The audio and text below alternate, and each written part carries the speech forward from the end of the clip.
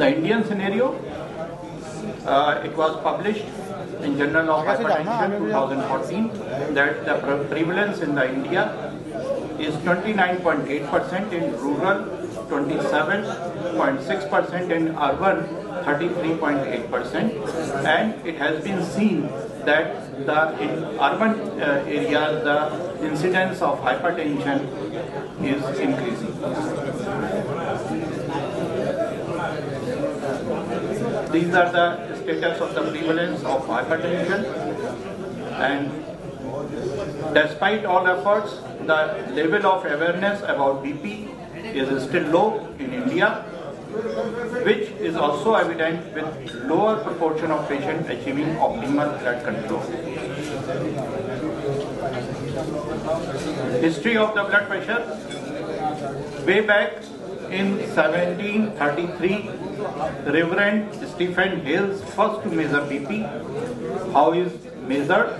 He measured the height of a column of blood after cannulating the carotid artery in a horse with a brass pipe, and the brass pipe was attached to a 12-inch glass tube, and tube was connected to a pipe via the trachea of a goose.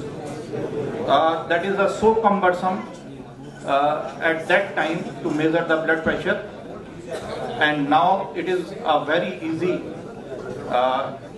100 years later, a mercury manometer connected to the artery was used to measure the BP. However, at that time it was invasive, and in 1890s, an Italian physician, Scipione Rivarocchi, is invented the sphygmomanometer, and sphygmo means the pulse and manometer is the pressure meter, which consisted of mercury column manometer, a tuber sleeve which is filled with air, and a squeeze bag to inflate the rubber sleeve.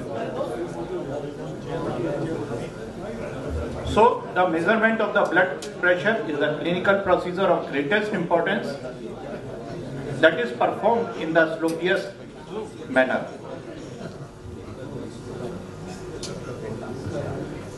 It is very important we all measure blood pressure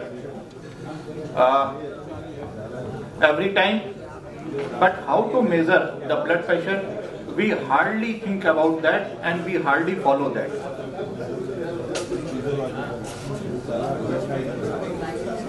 An average of 3 readings taking at intervals of 2 to 3 minutes should be recorded. Patient should be asked to refrain from smoking or drinking tea or coffee, exercise for at least 30 minutes before measuring the blood pressure. Allow the patient to sit for at least 5 minutes in a quiet room before beginning the blood pressure measurement. Measurement should be done preferably in a sitting or supine position. Patient's arm should be fully bared and supported at the level of heart. Measurement of the blood pressure in both arms at the first visit and use higher of the two in next readings. These are the effects of the blood pressure when we deviate from this technique. I am cut shorting my slide. Then the ABPM, ambulatory blood pressure monitoring, is very beneficial and it is available now. ABPM provides information on 24 hours average BP as soon as on mean values over defined periods of the time, such as day, night or morning, while the patient is able to conduct a normal life.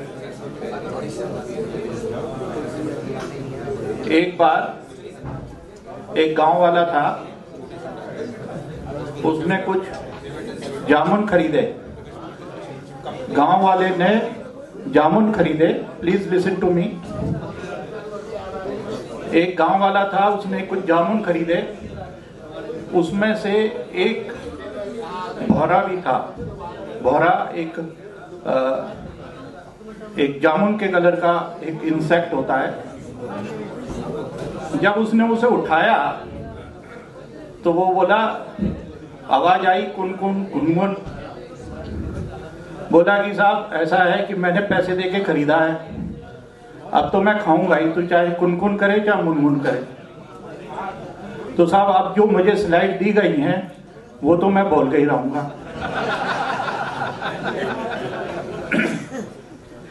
तो अच्छा है कि थोड़ा सा ध्यान इधर भी fast forward कर दो। हाँ, I am very much fast forward this. So the ABPM correlates more closely with the hypertension related organ damage and its chances by treatment than does office BP measurement. ABPM can identify patients whose BP does not reduce at night, which are called not dippers. Its indication are the borderline hypertension, white coat hypertension, isolated systolic hypertension, nocturnal blood pressure, resistance hypertension, hypertension in pregnancy, or hypotensive symptoms. These are the guidelines of ESH, which recommend on the basis of the ambulatory BP.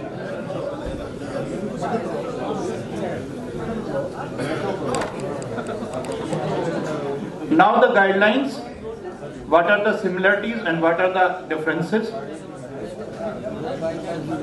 This is the GNC 8, which says that the threshold of treating, it should be 140 by 90 in less than 60 years and 150 by 90 in more than 60 years.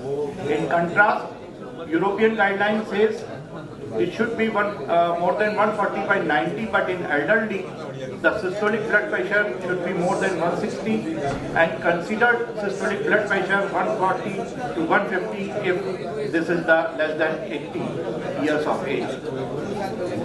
And ISH guideline says the 140 by 90 in less than 80 years of age and more than 80 years of age, this is the 140 by 90. Beta blockers in JNC 7 now says it is no as a first line drug, but the European Society continues the beta blockers as a first line, and ASH also says no to the beta blockers.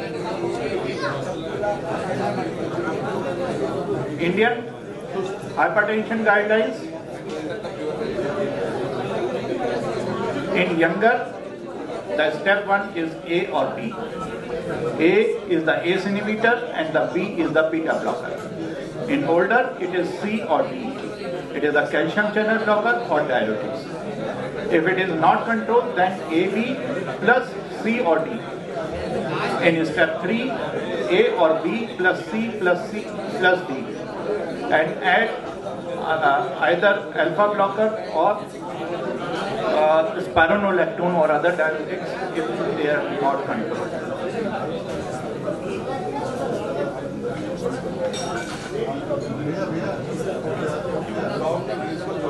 Fixed dose combinations. Combination therapy is gaining ground since a majority of patients require more than or equal to 2 drugs for the sustained and effective BP control. Indian guidelines use the fixed dose formulation should be considered to improve the compliance, because as the Dr. Hajra said that the economy and the is very important in India. जितने की drug मिल रही है, अगर हम fix dose combination करेंगे तो that would be a greater achievement for compliance. Risk of CVD such as hypertension, dyslipidemia, obesity, insulin resistance tend to cluster, and a multi-drug fixed dose combination pill, polypill might be a useful tool against the cardiovascular disease. Some ongoing trials, example tips 3, would provide more evidence on role of polypills. Indian guidelines still recommend beta blockers as the agent for use in the young hypertensives with the specific indications, and chlorthalidone is now available and shown to be better than hydrochlorothiazide, and its usage is to be preferred. than the hydrochlorothiazide in diabetes. The benefit of beta blockers has been questioned based on two large trials. First is the LIFE study, in which losartan was more effective than atenolol in reducing the cardiovascular mortality and morbidity as well as all-cause mortality. Second is the ESCORT BPLA trial. Fatal and non-fatal stroke, total CV events and procedures and all-cause mortality was lower in amlodipine-based resin than atenolol-based resin. But the newer beta blockers, vasodilating beta blockers, do not share some of the limitations of the traditional beta blockers like atenolol, and this may help. Among the third generation vasodilating beta blockers, nebivolol may be particularly suitable as the first line treatment for hypertension. It may be timely for treatment guidelines to recommend third generation vasodilating beta blockers as the first line of option for hypertension. Recent trials and their practical implications. One trial is the SPRINT, which the primary hypothesis is that CVD composite events rate lower in intensive, that is the systolic blood pressure less than 120 millimeter mercury compared to standard treatment systolic blood pressure less than 160 millimeter mercury in non-diabetics. This is in contrast to JNC8.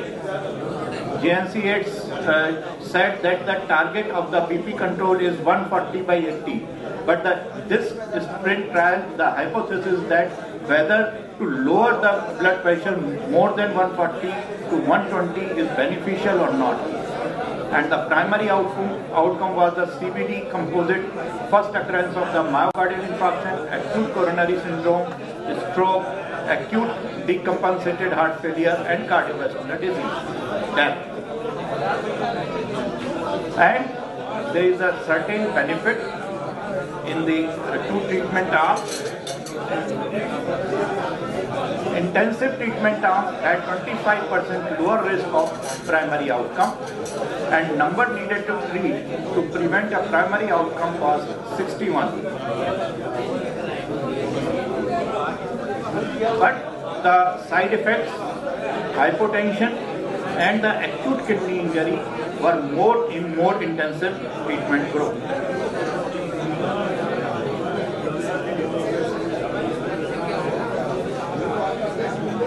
The conclusion is that treatment effects similar in all 6 pre-specified groups of interest based on age, sex, race, baseline, SVP, history of CVD and history of CKD.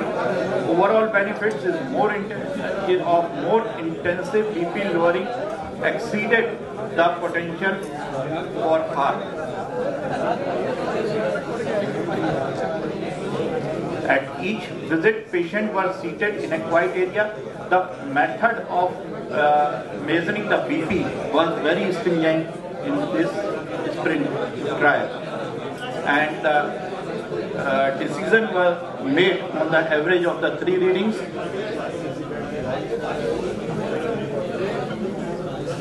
If the SPRINT is applied without attention to proper BP measurement, the substantial over-treatment with a higher rate of adverse events likely will occur. If we have to stringent the criteria of SPRINT, then the lowering the BP is beneficial. But in office BP measurement as we do day to day, then the over-treatment quite possible and it would not benefit the patient.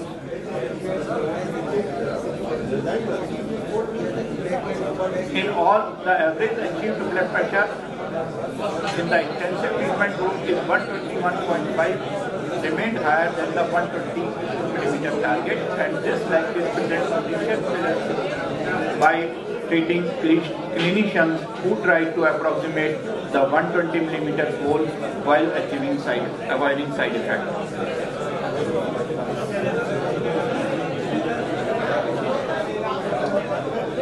Another is the trial is the HOPE-3 BP trial, which negates the findings of the sprint trial, and that says that both arms is the same.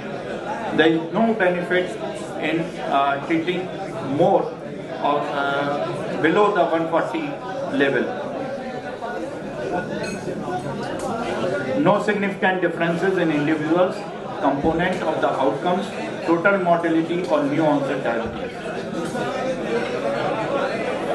This is the subgroup analysis.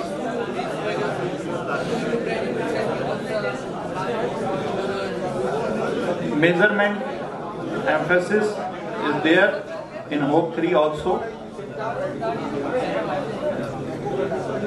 The findings of HOPE-3 contradict the lower is better hypothesis, and the data are compatible with the hypothesis that treating persons without CVD who have a SBP above 140 mm mercury appear to be beneficial, but treatment would not be benefit and may be harmful in persons with lower SBP levels. Special cases in Accord BP trial, the action to control cardiovascular risk in diabetes blood pressure trial. There are 4,733 type 2 diabetes with a vascular disease, 40 years or risk. Creatinine clearance were not more than 1.5 milligram per deciliter, proteinuria less than 1 gram per day, and these are the BP.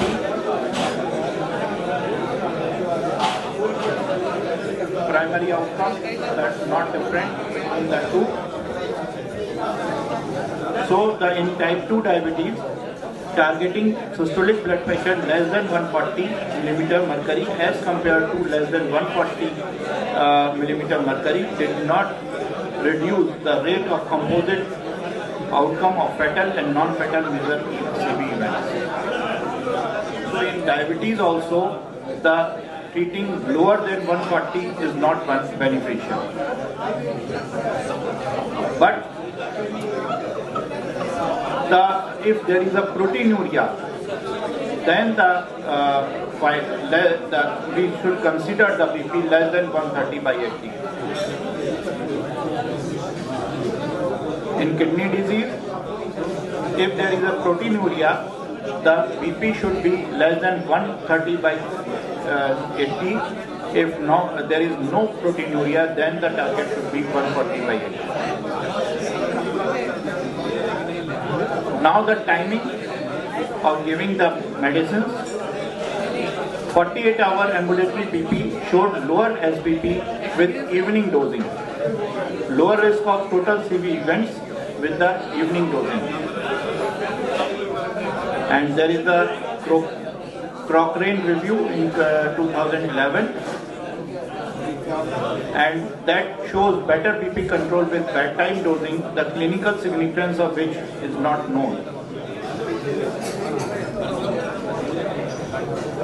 Two trials are likely to be completed in 2019 and 2020, which will tell the correct dosing, correct timing of the dose. In conclusion,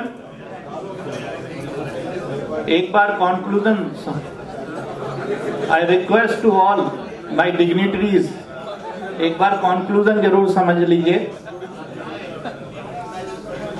Hypertension remains a condition of public health importance in India. Methodology to measure accurate BP should be given the due importance.